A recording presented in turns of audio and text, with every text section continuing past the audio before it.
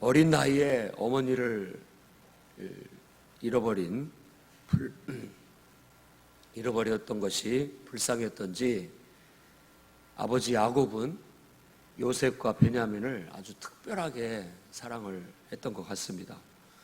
다른 형제들에게는 허름한 옷을 입혔을 때도 이 아들 요셉에게는 채색 옷을 입혔습니다. 어린 나이에 어머니를 여인 서름을 덜어주고자 아버지의 각별한 마음씀이 아니었는가 생각됩니다. 그런데 그 형들은 생각이 달랐습니다. 아버지의 이런 마음을 전혀 헤아리지 못했죠. 오히려 차별 대우한다고 동생을 핍박하고 구박하기 시작했습니다. 아마도 요셉은 자기 어린 동생 베냐민을 데리고 바깥 한적한 곳에 가서 돌아가신 어머니를 생각하면서 둘이 껴안고 많이 울었던 것 같아요. 그러니까 나중에 자기 어린 동생 베냐민에 대한 애정이 애틋했던 것 같습니다. 그가 총리가 되고 난 다음에도 동생에 대한 그런 그리움이 강했던 것을 보면 알 수 있습니다. 요셉은 어머니가 일찍 돌아가셨다는 그런 서름에 거기다가 또 형들이 구박하고 핍박하는 그런 아픔을 동시에 감수할 수밖에 없었습니다. 요셉을 눈에 가시처럼 생각했던 형들은 급기야 동생 요셉을 17살에 죽이려고 광야로 유인해냈고 또 그 구덩이에 그를 던지고 말았습니다. 살면서 죽음의 위기를 맛본 사람이라면 그 상처가 얼마나 큰지 아마 다 이해할 겁니다. 구덩이 속에서 요셉은 형들한테 사정을 했습니다. 형님들 살려주세요. 형님들 내가 잘못했어. 형님들 제발 용서해 주세요. 라고 하면서 간절히 빌었지만 동생의 그 눈물의 절규 앞에도 형들은 아랑곳하지 않고 동생을 외면했습니다. 아마 이때 받은 상처가 얼마나 컸겠습니까? 한번 상상해 보십시오. 요셉은 그 상처를 안고 10대 시절을 보내게 되었던 겁니다. 결국 그는 우여곡절 끝에 하나님의 섭리였던지 이스마엘 상인에게 팔려서 애굽 사람 보디발의 노예로 넘겨지게 됩니다. 그래서 채색 옷만 입고 귀하게 자라던 아들이 이제는 짐승 취급받는 노예로 팔려가게 된 겁니다. 그래도 아버지에게 배웠던 신앙이 있어서인지 아버지가 특별히 사랑해주면서 하나님 얘기를 많이 해주고 또 같이 기도해주고 했던 것이 영향을 받아서인지 요셉은 그곳에 가서도 하나님께 기도하면서 그 집에서 최선을 다해 어려움을 이겨나가기 시작했습니다. 그때 마침내 보디발의 집에서 결국은 가정 총무로 인정을 받게 됩니다. 그러던 어느 날 그 보디발의 사모님께서 나타나셔서 요셉을 유혹합니다. 요셉, 나는 너처럼 젊고 잘생긴 남자가 좋아 하면서 서서히 가까이 다가오면서 유혹을 합니다. 그때 요셉은 단호하게 아니 사모님 왜 이러십니까? 저는 이럴 수 없습니다. 이런 일로 내가 어떻게 하나님 앞에 죄를 지을 수 있겠습니까? 하고 과감히 뿌리치고 도망을 칩니다. 결국 그 일로 인해서 요셉은 보디발의 미움을 받게 됐고 감옥에 들어가게 됐습니다. 여러분 억울한 일 당해본 적이 있습니까? 자기가 한 일도 아닌데 자기가 어떤 잘못도 저지르지 않았는데 그걸로 인해서 이와 같은 서러움을 겪게 된다는 것은 견디기 어려운 상처일 수 있고 또 생각만 하면 분노가 치밀어 오르는 일이 될 수 있습니다. 거짓말을 통해서 자기가 오히려 자기 주인의 부인을 유혹했다라는 그 상처, 그야말로 정말 가슴 깊이 우리를 힘들게 하는 일이 아니고 무엇이겠습니까? 그런 억울함이 요셉의 영혼을 뒤흔들어 놓고 말았습니다. 그 후에도 요셉은 감옥에 가서도 하나님을 믿고 의지하면서 기도하면서 그래도 이 모든 것들도 이겨내야 된다라는 신앙으로 그는 그 감옥에서도 전옥에게 특별하게 인정을 받고 은혜를 입게 됐습니다. 옥살이를 함께하던 술 맡은 관원, 떡 맡은 관원이 꿈을 차례로 꾸게 되고 그 꿈을 해석해주고 결국 술 맡은 관원이 풀려날 것이라는 해석을 해줍니다. 만일 풀려나거든 나를 좀 기억해달라고, 내가 억울하게 지금 옥살이를 하고 있다라는 사정을 좀 알아달라고 간곡히 부탁을 했습니다. 근데 2년이 지나도 아무 소식이 없었습니다. 철석같이 약속을 했지만 2년 동안 지키지 않는 그런 사람 때문에도 우리는 마음 아파하고 힘들어하게 되는 겁니다. 요셉이라는 한 사람의 인생을 이렇게 살펴보니까 그저 모든 인생이 어려서부터 30살이 될 때까지 상처와 상처의 연속이었던 걸 알 수 있습니다. 어려서부터 어머니가 일찍 돌아가셨던 상처, 그걸로 인해서 많은 서러움과 어려움을 겪었던 상처, 또 피를 나눈 형제에게 살해당할 뻔한 그런 정말 지울 수 없는 치명적인 상처, 죄 없이 노예가 되어서 고통받았던 상처, 이유 없이 강간, 미수, 파렴치범으로 몰린 상처, 또 철석같이 믿었던 사람에게 배반당하고 약속이 지켜지지 않은 그런 상처가 요셉의 삶을 아프게 했습니다. 그런데 이렇게 엄청난 상처로 얼룩진 요셉은 어떻게 치유를 받을 수 있었을까가 오늘의 말씀의 요점입니다. 이 상처는 하나님의 흘러넘치는 은혜와 축복 때문에 자연스럽게 치유되었다는 것을 여러분이 깨닫기를 바랍니다. 하나님께서 요셉을 결국은 애굽의 총리가 되게 하시고 큰 은혜를 얻게 했었습니다. 구약 성경에 축복이라고 하면 항상 이런 물질적인 축복, 현세적인 축복에 초점이 맞춰져 있습니다. 하나님의 은혜가 물질적인 축복과 현세적인 축복으로 그렇게 상징적으로 보여지게 되는 겁니다.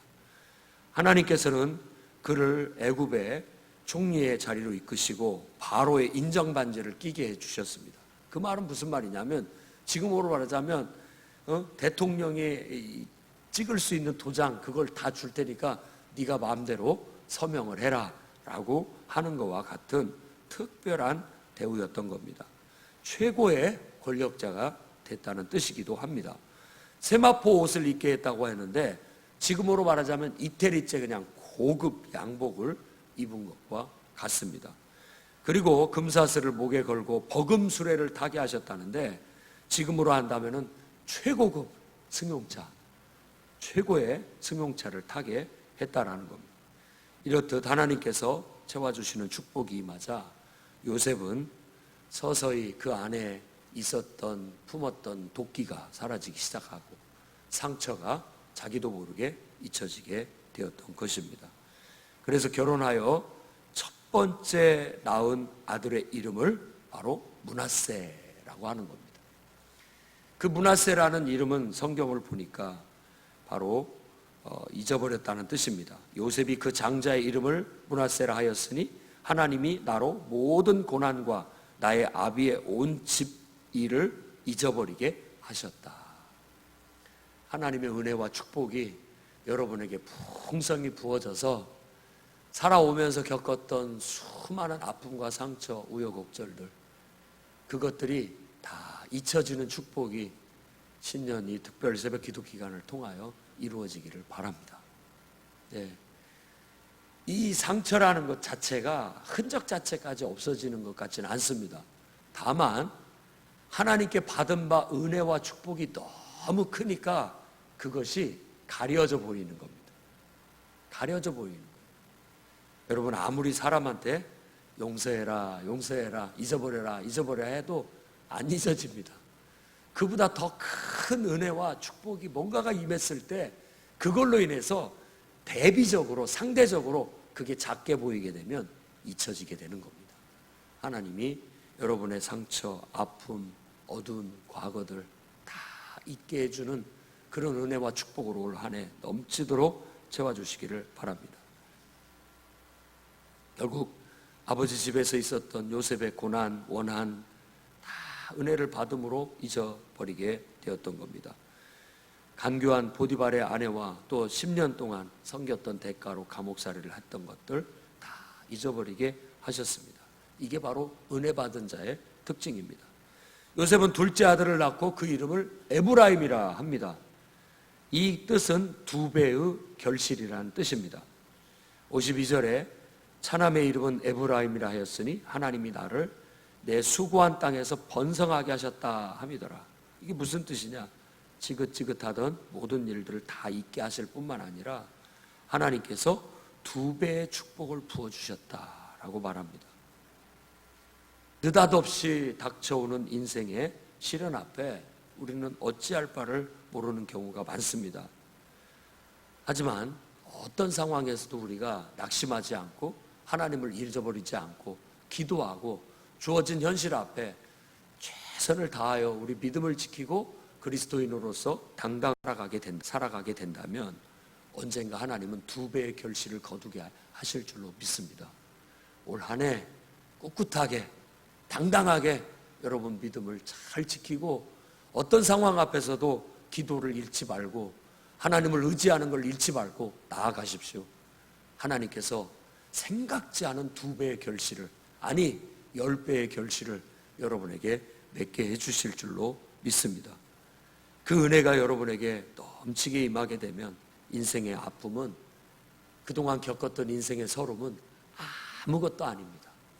다 이 나라를 위해서 하나님께서 나를 이렇게 해오셨는가 보다 라고 깨닫게 될 거고, 그 앞에서 넉넉한 마음을 갖고 정말 하나님의 은혜로 풍요로워진 그런 심리 속에서 살아가게 될 겁니다. 그러고 보면 오늘날에는 예수께서 구원의 은혜를 우리에게 베풀어 주신 그 은혜를 깨닫게 되면 그 은혜 앞에 모든 인생의 서름과 아픔은 아무것도 아닌 것이 되게 된다라는 겁니다. 예수님을 믿게 된 믿음의 은혜, 그리고 또 죄사함을 받았다라는 그 은혜가 너무나 크고 넘쳐서 세상 문제는 아무것도 아닌 것처럼, 작은 일처럼 여겨지게 되고 느껴지게 된다는 겁니다.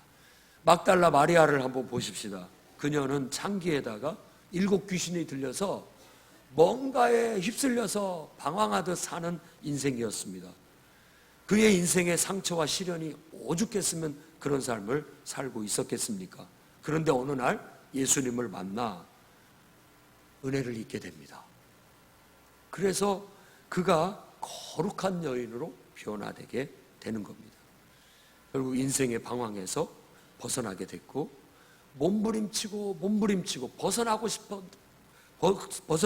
몸부림쳤던 수없는 몸부림 속에서도 뭔가 쇠사슬에라도 매인 것처럼, 끊어지지 않는 사슬에 매인 것처럼 벗어날 수 없었던 그 인생의 온갖 문제로부터 예수님을 만나고 그분으로부터 죄사함을, 은혜를 받고 그분으로부터 은혜가 무엇인지 축복이 무엇인지를 깨닫고부터 그 모든 것에서 벗어날 수 있게 되었던 겁니다. 결국 그는 그 변화를 통해서 완전히 그때부터 그의 인생은 하나님과 다른 사람을 섬기는 삶으로 변화되게 된 겁니다. 저는 여러분들이 요셉처럼, 이 막달라 마리아처럼 완전히 은혜 받고 변화돼서 그때부터 이제 비로소 섬기는 삶으로 돌아설 수 있는 축복이 있기를 바랍니다. 삭개오라는 사람도 그랬습니다. 그는 다른 사람 모두보다도 키가 작은 열등감 속에 살았던 사람입니다. 또한 그 열등감을 극복하기 위해서 돈에 욕심을 부렸던지 그는 로마의 세금 징수원이 되어 앞장서서 돈을 많이 모으는데 온갖 노력을 기울였습니다. 그러나 그의 삶 속에 그 열등감과 그 적개심은 없어지지가 않습니다. 사라지지가 않는 거예요. 그러면서 자기가 갈수록 더 모질어지고 거칠어지고 다른 사람들한테 미움받고 욕먹고 손가락질 받는 그 인생의 한쪽 끝에는 어두운 마음이 들고 이렇게 살면 안 된다라는 그런 마음이 들었던 겁니다.